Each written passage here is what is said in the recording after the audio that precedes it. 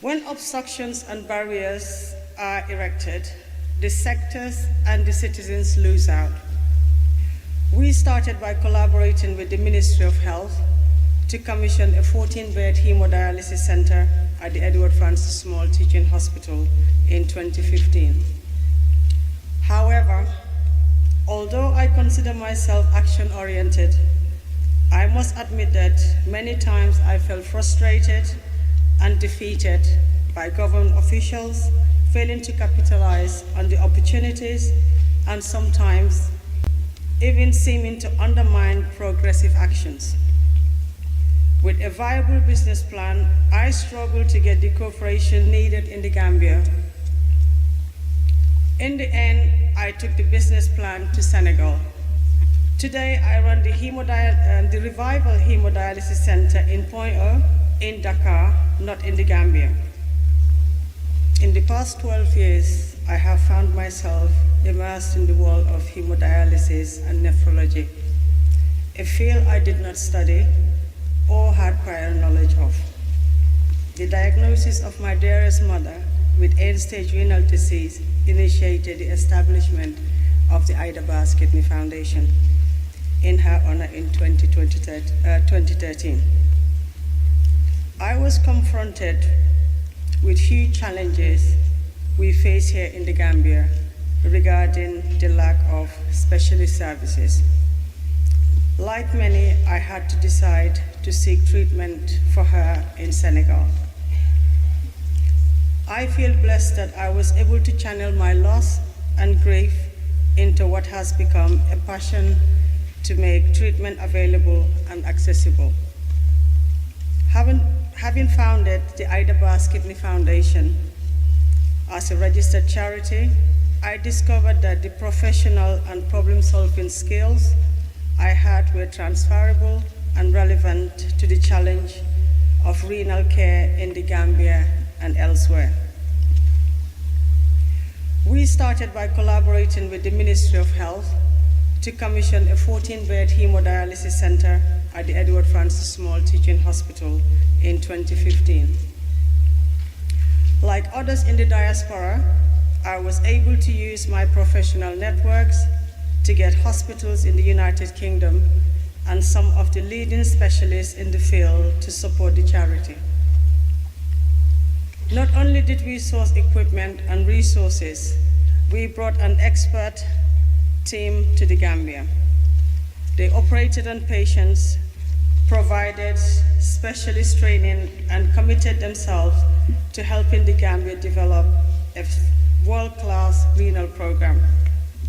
However, although I consider myself action-oriented, I must admit that many times I felt frustrated and defeated by government officials failing to capitalize on the opportunities and sometimes even seeming to undermine progressive actions. Sometimes I felt bewildered and lost, not understanding the motive for such counterproductive actions. Your Excellency, Honorable Ministers, the diaspora does not need the help of the public sector for them to enhance their participation and contributions in all priority and productive sectors. When such collaborations exist, great things are achieved. When the COVID-19 pandemic hit, through collaborations in the United Kingdom, I was able to bring to the Gambia 1.6 million face masks to the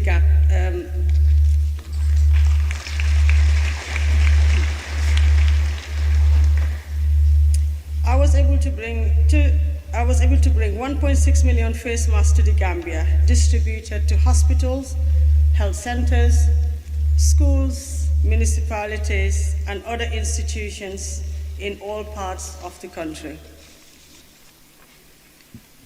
When obstructions and barriers are erected, the sectors and the citizens lose out.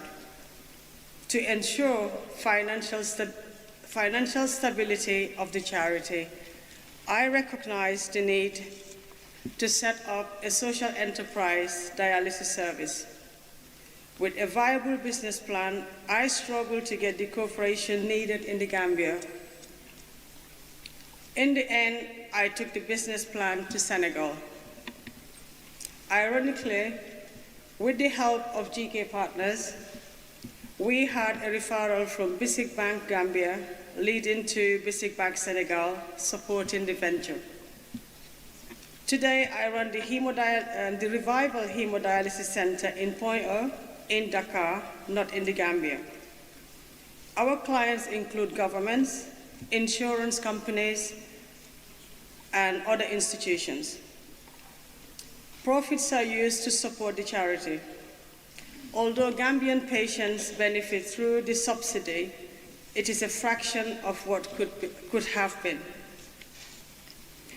When public officials engage, facilitate, and support action takers, the sector stands a better chance of thriving.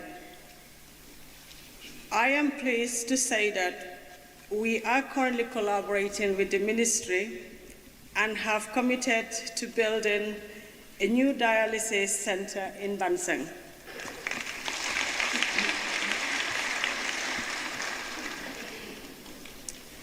I visited last summer as part of the feasibility assessment. This positive prospect exists largely because the ministry is opening doors and embracing the diaspora and other partners. For me, the lesson is simple: collaborate, cooperate, and capitalize. Your Excellency, ladies and gentlemen, I thank you all.